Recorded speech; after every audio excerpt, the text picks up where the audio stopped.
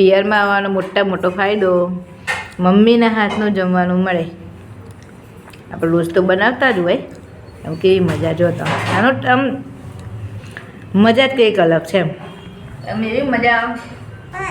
આપણે તો બનાવીએ જ છે, રોજ બનાવીએ છીએ બરાબર, રોજ બનાવી બધાને ખવડાવીએ, જાતે ખાઈએ, પણ આમ પિયરમાં આવી અને મમ્મીના હાથનું ખાવાની મજા કંઈક અલગ જ હોય. માનો કે આના માટે જ આવવાનું મન થતું હોય કે બસ શાંતિથી બેસીને આમ ખાઈએ, બસ મમ્મી બનાવવા ગરમ ગરમ રોટલી આપણે ખાઈએ.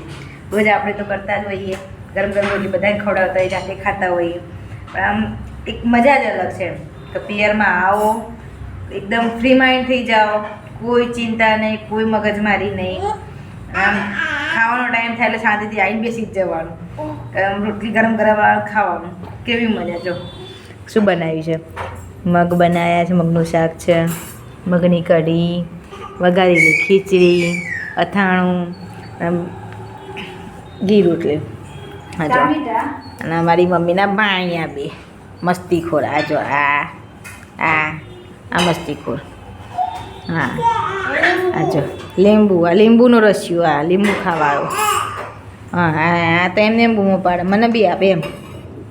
તો ભાઈ કોને પિયરનું ખાવાની મજા આવે કોમેન્ટ બોક્સમાં લખજો બરાબર. ખરેખર મને તો બહુ મજા આવે છે. આના માટે જ આમ ઘર ભલે 2 મહિને 4 મહિને કે 6 મહિને આવવાનું મન થાય ને, આ જ કારણ કે ભાઈ શાંતિથી બેસી મન મૂકીને કંઈ ટેન્શન કે કંઈ વિચાર્યા વગર શાંતિથી ખાવું છું, બસ મજા આવી જાય.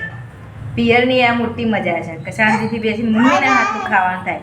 કારણ મેરેજ પછી છે ને આ મોકો બીજી વાર મળતો નથી.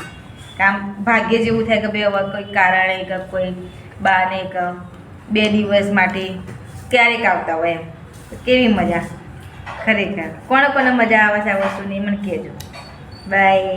તો ચાલો હવે જમી લઈએ, તમે બી આવી જાઓ જમવા, જેને મન હોય.